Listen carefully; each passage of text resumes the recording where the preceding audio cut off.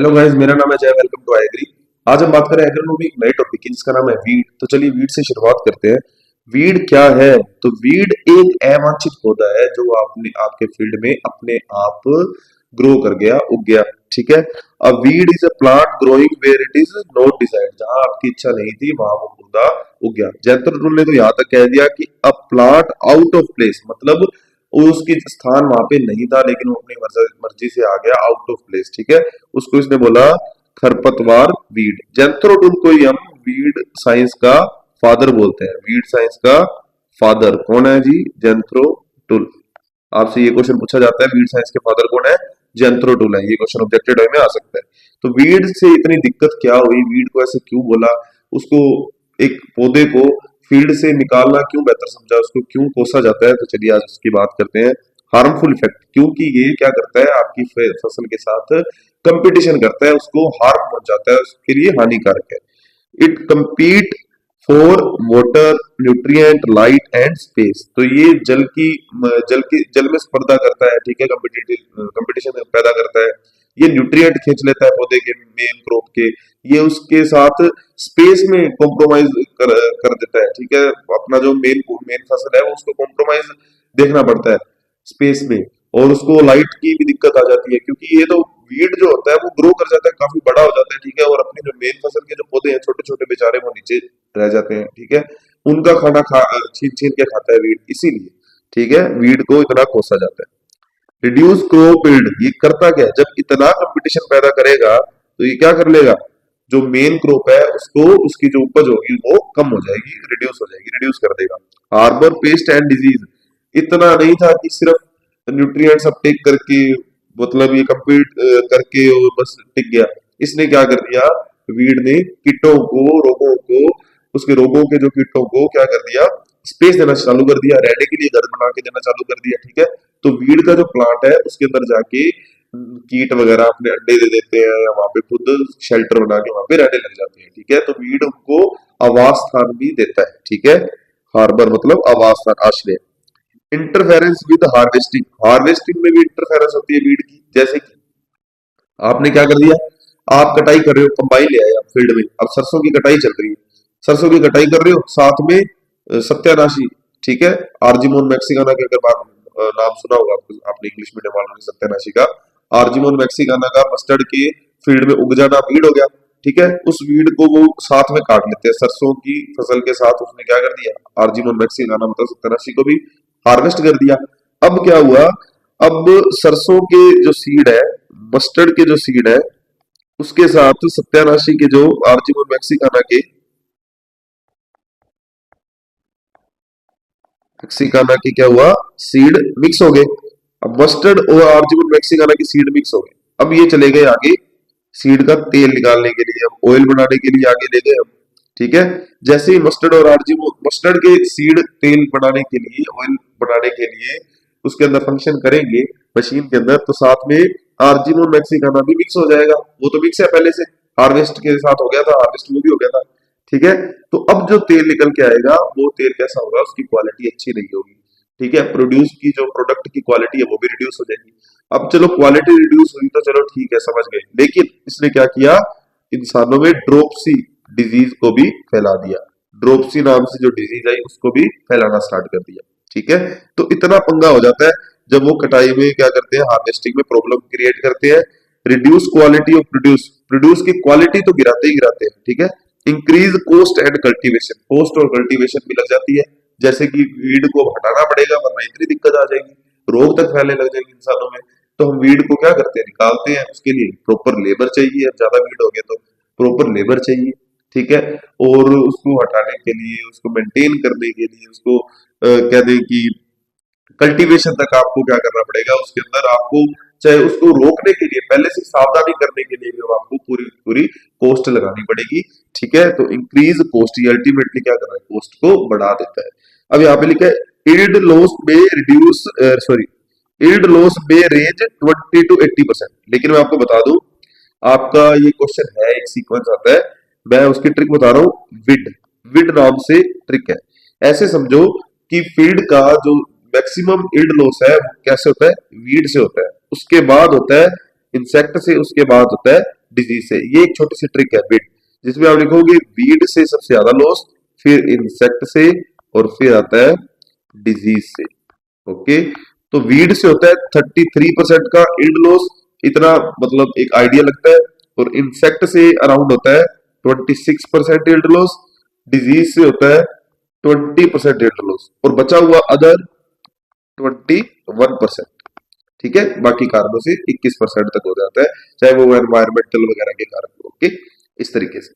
तो ये आपका आता है कि वीड लॉस आपको देखने को मिलता है कितना, 33%। इस तरह के ऑब्जेक्टिव टाइप क्वेश्चन आ सकते हैं आपसे, सीक्वेंस वगैरह भी पूछ लिया जाता है।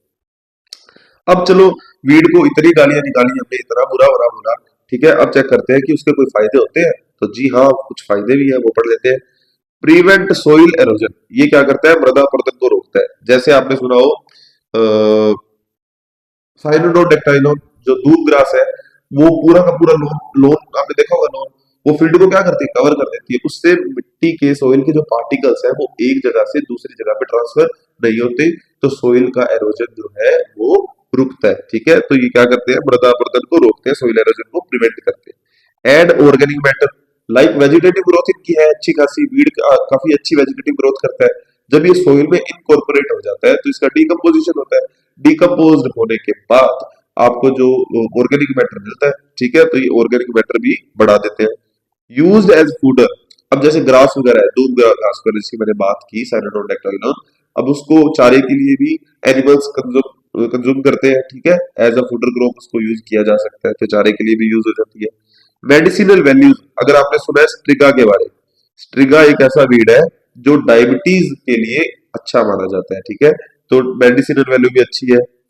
Indicator of soil condition, indicator भी है, जैसे आपने अगर सुना हो चिनोपोडियम एल्बम, चिनोपोडियम एल्बम, ये बथुआ है। ठीक है, और ये क्या करता है, H2S और SO2 गैस का क्या करता है, ये इंडिकेटर बथुआ। ओके जी, अब एग्जांपल कुछ लिखे हुए ऊपर से ही, पार्थेनियम मेडिसिनल यूज के लिए, साइनोडोडाक्टाइलॉन फूडर के लिए। ठीक है, ये मैं आपको बता ही दिया। कमर्शियल यूज में भी उपयोग हो जाता है, जैसे कि कांस के बारे अगर आपने सुना हो, कांस, सेकेरम स्पोंटेनियम, स्पोंटेनियस, सेकेरम स्पोंटेनियस नाम से एक बोटेनिकल नेम है ये।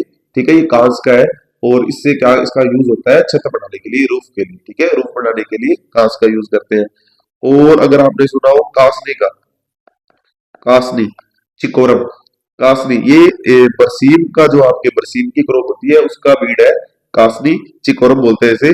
और ये कॉफी का टेस्ट इंक्रीज करता है, कॉफी का टेस्ट इंक्रीज करता है। ठीक है, तो कमर्शियली इसका काफी बीड का यूज हो जाता है। तो ऐसे कह सकते हैं कि मैं तो तेरे को रावण समझता था, तू तो राम निकला, राम, ये वो बड़ी बात है। ठीक है, तो बीड को इतना बुरा भी मत समझो, काफी फायदे भी देता है। ओके, अब चलते हैं क्लासिफिकेशन के बारे में। ठीक है, क्लासिफिकेशन की बात करते हैं based on life cycle. Life cycle पे आपको पता है, एक वर्षीय, द्विवर्षीय, बहुवर्षीय, लाइक एनुअली, बायनुअल, और क्या बोलते हैं उसे, पेरेनियल। ठीक है, एनुअल, बायनुअल, पेरेनियल। अब बात करते हैं एनुअल की बात।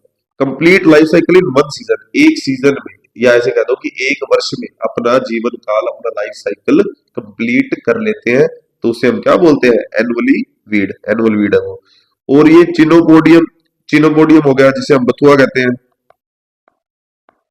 और फ्लेरिस माइनर जिसे हम गेहूसा कहते हैं, ये वीट का है, गुली डंडा, वीट का, वीड, वीट मतलब गेहूं का वीट। ठीक है, फिर आते हैं बाइनियल। बाइनियल में क्या होता है, ये 2 साल, 2 साल में या 2 वर्ष में अपना क्या करते हैं, लाइफ साइकिल पूरा करते हैं, लाइफ स्पैन को। तो 1 साल तो ये करते हैं सिर्फ वेजिटेटिव ग्रोथ, मतलब कायिक वृद्धि, वेजिटेटिव ग्रोथ करते हैं, और अगले साल ये आपको क्या देंगे, सीड देंगे, सीड, बीज वगैरह या फल तैयार हो जाएंगे। तो टोटल 2 साल का इनका रहता है। ओके, तो vegetative growth in first year and seed in second. Example आपका डोकस करोटा, गाजर घास होता है डोकस करोटा में भी। ठीक है, पेरेनियल वीड की बात करते हैं, बहुवर्षीय। बहुवर्षीय की बात करें तो लिव फॉर मेनी ईयर्स, कई साल तक, मतलब दो नहीं, 2 से ज्यादा सालों में अपना क्या करते हैं, लाइफ स्पैन को पूरा करते हैं, बहुवर्षीय है। एग्जाम्पल साइप्रस रोटुंडस, जिसे हम बोलते हैं मोथा। ठीक है जी, साइप्रस रोटुंडस, मोथा। बेस्ड ऑन मोर्फोलॉजी, अब मोर्फोलॉजी के आधार पे, आकृति के आधार पे जैसे वो दिखते हैं, ठीक है, उनकी शेप कैसी है। एक तो होती है ग्रासी, ग्रास जैसी शेप, ठीक है, ग्रास जैसी, जैसे आपके साइनोडोन डाक्टाइलॉन ग्रास वगैरह आपने देखी है ना, लोन वाली ग्रासी वीड होते हैं, फेलेरिस माइनर, साइनोडोन डाक्टाइलॉन, ठीक है। फेलेरिस माइनर गेहूसा बीट को भी हम ग्रासी प्लांट ही बोलते हैं, बीट हो गया, ये जो पैडी हो गया, ये ग्रासी प्लांट्स है, ठीक है। ब्रोड लीफ, चौड़ी पत्ती वाले, ठीक है, जिनकी पत्तियां चौड़ी होती है, ब्रोड होती है, चौड़ी पत्ती वाले, तो ये होता है चिनोपोडियम, एमरैंथस, ठीक है। और सेजेस, साइप्रेसी, साइप्रेसी टाइप के भी होते हैं, जिसके अंदर आपको साइप्रस रोटुंडस देखने को मिलता है, ठीक है। अब चलते हैं बेस्ड ऑन हैबिट, आवास के आधार पर। टेरेस्ट्रियल वीड, स्थलीय मतलब जो लैंड पे ग्रो करते हैं, टेरेस्ट्रियल वीड। और जो लैंड के नीचे जैसे वाटर के अंदर ग्रो करते हैं उन्हें बोलते हैं एक्वाटिक वीड, ठीक है। टेरेस्ट्रियल जो स्थल पे लैंड पे ग्रो करते हैं, एक्वाटिक वीड जो पानी के अंदर, जैसे फ्लोटिंग वीड है इकोर्निया, और सबमर्ज अध डूबा हुआ, ठीक है, फ्लोटिंग मतलब ऊपर ऊपर तैरते हैं पानी के, वो तो है इकोर्निया, इकोर्निया। और सबमर्ज जो आधा डूबा हुआ है वो है हाइड्रिला, आधा डूबा हुआ, ओके। बाकी एक्वाटिक जो होते हैं वो ऐसे भी होते हैं जो पूरे के पूरे डूबे हुए होते हैं, जैसे समंदर के अंदर होते हैं। अब करते हैं वीड की इकोलॉजी की बात।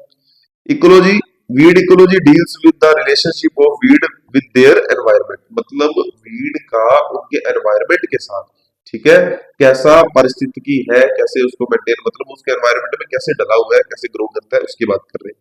पर्यावरण के बीच उसका संबंध का अध्ययन हम करते हैं, उसे वीड इकोलॉजी बोलते हैं। इकोलॉजिकल फैक्टर अफेक्टिंग वीड, मतलब अगर इकोलॉजी, पर्यावरणीय कारक ऐसे कौन से कारण है जिनसे वीड की जो हम कह सकते हैं की ग्रोथ है वो इफेक्ट होती है, वृद्धि इफेक्ट होती है। जैसे क्लाइमेटिक फैक्टर, हर पौधे की ग्रोथ जैसे इफेक्ट होती है वैसे इसकी होगी, पेड़ की इक्वल रहती है। टेम्परेचर से हर पौधा प्रभावित होता है, ज्यादा होने से चाहे कम होने से, अपने फेवरेबल टेम्परेचर से ऊपर नीचे टेम्परेचर होगा तो पौधा प्रभावित होगा ही होगा, ठीक है। रेनफॉल, लाइट, ये सब हर पौधे की सेम ही कंडीशन है ना, इसमें वीड भी तो पौधा ही है। सोइल फैक्टर्स की बात करें, सोइल मॉइस्चर, मृदा की नमी, सोइल फर्टिलिटी, सोइल पीएच, सब प्रभावित करेंगे। क्रॉपिंग प्रैक्टिसेस, हाँ टिलेज वगैरह जो काम करते हैं, ऐसे ऑपरेशन ये वीड को कंट्रोल करने के लिए करते हैं, ठीक है। इसी की तो बात कर रहे थे, इन्हीं में तो कॉस्ट लगती है। क्रॉप रोटेशन हम करते हैं वीड को कंट्रोल करने के लिए, मैंने कल क्रॉप रोटेशन में आपको बताया भी था पिछली क्लास में। इरिगेशन की जो बात कर रहे हैं, इरिगेशन की वजह से जैसे ड्रिप वगैरह यूज करते हैं हम, तो वो मेन क्रॉप के रूट सिस्टम में ही आपको पानी पहुंचाती है ड्रॉप ड्रॉप करके, तो वीड वगैरह को पानी नहीं मिल पाता, तो उससे भी हम वीड अफेक्ट होता है, काफी वीड की ग्रोथ अफेक्ट होती है। वीड्स आर हाईली अडेप्टिव, फिर भी इतने डीट होते हैं कि वीड कि वो ग्रो कर ही जाते हैं। जैसे कि वाई वीड आर सक्सेसफुल, अब यहां से इस क्वेश्चन का जवाब मिलेगा, ठीक है। वीड हाईली अडेप्टिव है और इसीलिए वो सक्सेसफुल है, क्यों? क्योंकि उनकी जो सीड प्रोडक्शन है वो बहुत ज्यादा, आप मानोगे नहीं, कई तो 50-50 लाख सीड आपको एक पौधे से मिल जाते हैं, ठीक है, इतने। डोरमेंसी, वो जब उनके लायक, जब आपने एक बार तो चलो ठीक है उनके लिए एनवायरमेंटल अगर फेवरेबल नहीं है तो क्या होगा, उसके सीड डोरमेंसी में चले जाएंगे, सुप्तावस्था में चले जाएंगे। जैसे उनके अनुकूल वातावरण हुआ, उनके लिए टेम्परेचर उनके अकॉर्डिंग हो गया, मिट्टी उनके अकॉर्डिंग हो गई, तभी वो अपना लाइफ स्पैन पूरा कर लेंगे, बीज जर्मिनेट कर जाएगा। रैपिड ग्रोथ, वो नॉर्मल फसल के जो पौधे होते हैं उससे बहुत जल्दी ग्रो करते हैं, ठीक है, वो अपना लाइफ स्पैन है जो काफी लंबा और काफी फास्ट करते हैं, ठीक है। वेजिटेटिव ग्रोथ उनकी बहुत हाई होती है। वेजिटेटिव रिप्रोडक्शन, वनस्पतिक प्रजनन भी करते हैं। वेजिटेटिव रिप्रोडक्शन का फायदा ये है कि वो अपने पौधे के किसी भी पार्ट से एक नए वीड को जन्म दे देंगे, इसे बोलते हैं वेजिटेटिव ग्रोथ, ठीक है। सीड के अलावा भी, चाहे वो लीफ है, फिर स्टेम है, रूट के पार्ट है, कुछ भी, ठीक है, इस तरीके से वेजिटेटिव ग्रोथ भी उनमें काफी अच्छी देखने को मिलती है। तो इसीलिए वीड कैसे होते हैं, हाईली एडेप्टिव होते हैं, ज्यादा अनुकूल होते हैं वातावरण में। अब वीड रिप्रोडक्शन की बात करते हैं, खरपतवार का प्रजनन। मोड्स ऑफ रिप्रोडक्शन, रिप्रोडक्शन दो तरह से होता है, एक होता है सेक्सुअली बीजों द्वारा, एक होता है वेजिटेटिव रिप्रोडक्शन वानस्पतिक भाग द्वारा, वेजिटेटिव पार्ट द्वारा। अब सेक्सुअल रिप्रोडक्शन बीज द्वारा, produce large number of weeds, बहुत ज्यादा में, ठीक है, बहुत ज्यादा नंबर में वो क्या करते हैं, सीड को प्रोड्यूस करते हैं। जैसे कि मैंने बताया 50-50 लाख सीड्स आपको एक पौधे से देखने को मिल सकता है। Seeds show dormancy and longevity, मतलब ऐसे कहते हैं कि वो डोरमेंसी, सुप्तावस्था तो रखी, लेकिन जैसे ही उनके अनुकूल वातावरण आएगा तब वो ग्रो कर जाएंगे। और वो लंबे समय तक, मतलब लंबे समय तक सुषुप्तावस्था में रह सकते हैं, वाइबल रहता है उनका सीड। ठीक है, बीज लंबे समय तक जीवित रहते हैं। एग्जाम्पल एमेरंथस और चिनोपोडियम। अब बात करते हैं वेजिटेटिव रिप्रोडक्शन की। अकर थ्रू राइजोम्स। अब वेजिटेटिव रिप्रोडक्शन कैसे होता है? ये कई कारण होते हैं, जैसे इन चीजों की वजह से, प्रकंद की वजह से, कंद ट्यूबर की वजह से, स्टोलन दावक की वजह से, बल्ब कंदिका की वजह से। ठीक है, इससे होता है वेजिटेटिव कहते हैं रिप्रोडक्शन या वानस्पतिक प्रजनन। ये वानस्पतिक भाग है वो, ठीक है, जिनसे होता है। एग्जाम्पल साइप्रस रोटुंडस ट्यूबर से करता है।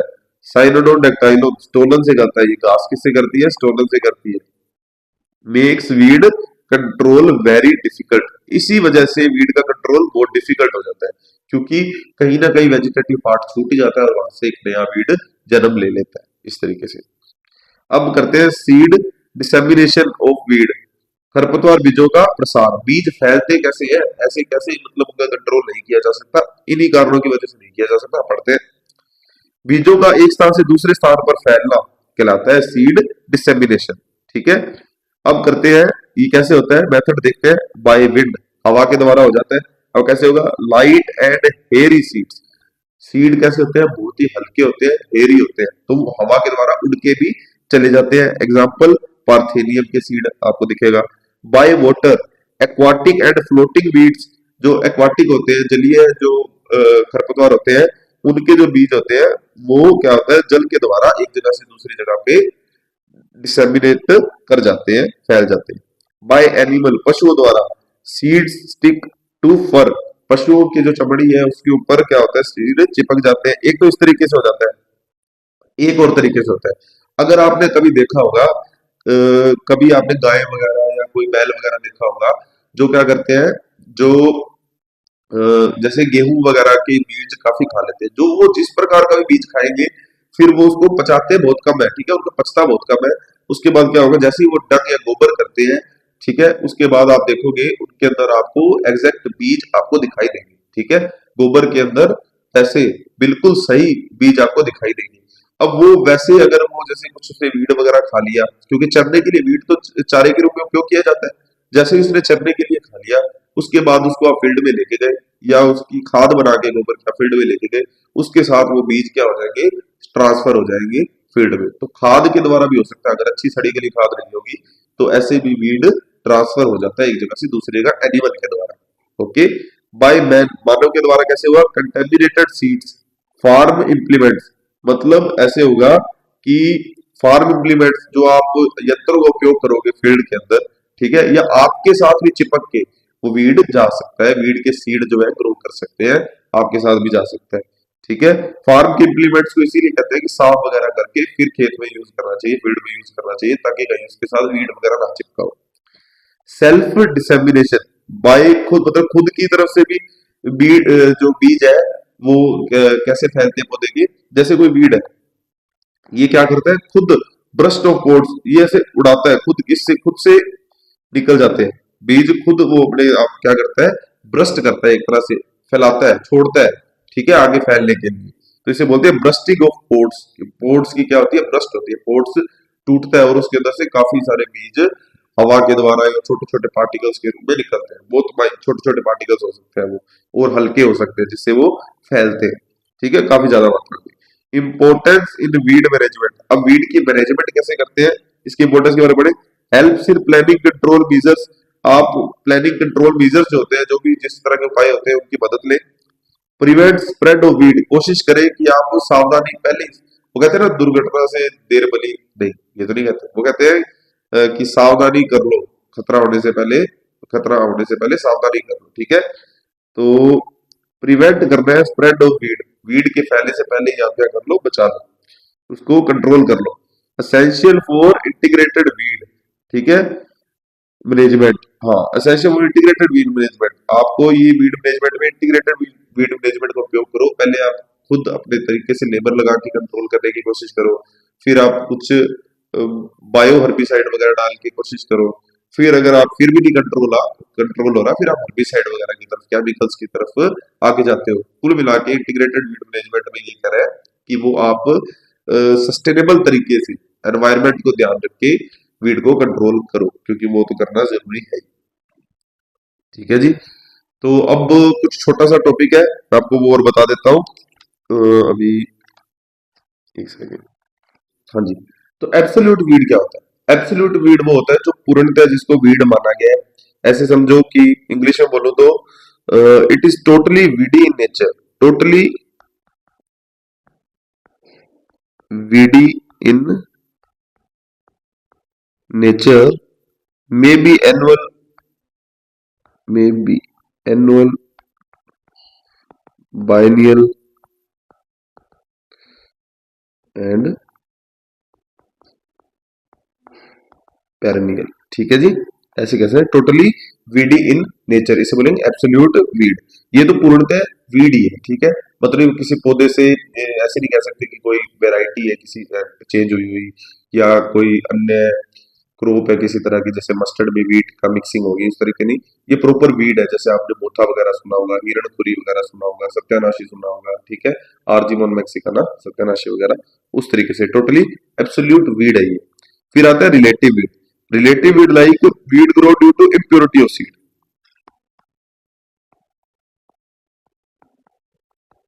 इम्प्योरिटी ऑफ सीड मतलब बीजों की अशुद्धता के कारण वो वीड हमने कंसीडर किया। जैसे कि मस्टर्ड, सरसों के खेत में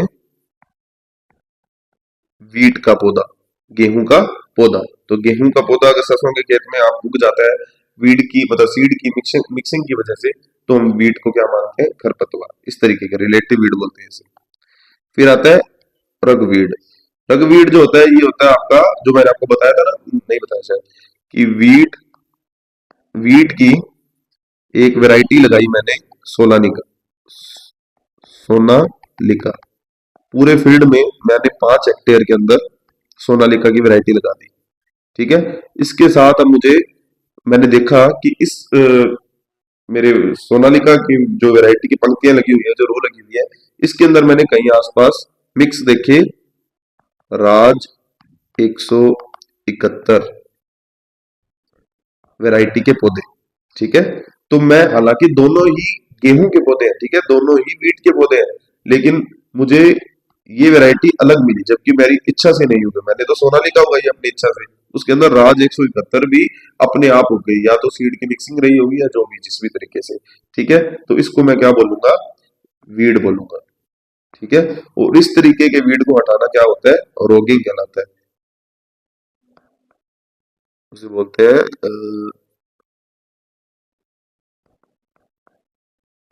रोगिंग। ठीक है, अब आते हैं मिमिक्री वीड। मिमिक्री वीड की डेफिनेशन काफी बार पूछी जाती है। मिमिक्री वीड काफी इंपॉर्टेंट है। ठीक है, तो ये पौधे का ये ऐसा पौधा होता है, ये ऐसा वीड होता है जो आपकी मेन क्रॉप के साथ हूबहू बिल्कुल एग्जैक्टली वैसे ही दिखाई देता है। उसकी जो फिजिकल अपीयरेंस है, ठीक है, फिजिकल अपीयरेंस है जो उसकी, वो बिल्कुल आपके मेन क्रॉप जैसी होती है। जैसे phalaris minor example, phalaris minor, इसको बोलते हैं गेहूसा, गेहूं का वीड है ये, वीट का फ्लेरिस माइनर। ये बिल्कुल एग्जैक्ट रेप्लिका ही है। ऐसे समझो कि बिल्कुल कॉपी है वीट के पौधे की। आप बिल्कुल, जब ये ग्रो कर जाता है तो आप अंदाजा नहीं लगा सकते बिल्कुल भी। ऑब्जेक्शनल वीड क्या है? Objectional weed after mixing of weed seed in crop then can not be separated. Objectional weed कौन से वीड होते हैं? मतलब वीड के जो सीड है वो आपकी मेन क्रॉप के सीड के साथ मिक्स हो गए, तो फिर उसको अलग करना बहुत मुश्किल हो जाता है। जैसे कि आर्जिनोन मैक्सिकाना सत्यानाशी का मस्टर्ड के सीड से अगर मिक्सिंग हो जाए, तो उसको अलग करना बहुत मुश्किल हो जाता है, नहीं मिलेगा आपको, बिल्कुल डिफरेंस नहीं लगेगा। ठीक है, और हिरणखुरी जो है आपकी, हिरणखुरी के सीड अगर वीट वीट के मतलब गेहूं के साथ मिक्स हो जाए हिरणखुरी के, तो भी उनको निकालना बहुत मुश्किल हो जाता है, क्योंकि फर्क पता नहीं चलता। ठीक है, तो उसे बोलते हैं हम ऑब्जेक्शनल वीट। तो ये कुछ 4-5 डेफिनेशन थी, मैंने आपको बता दी, और ये आपको डेफिनेशन देखने को मिल जाएगी आपके ऑब्जेक्टिव टाइप क्वेश्चंस में।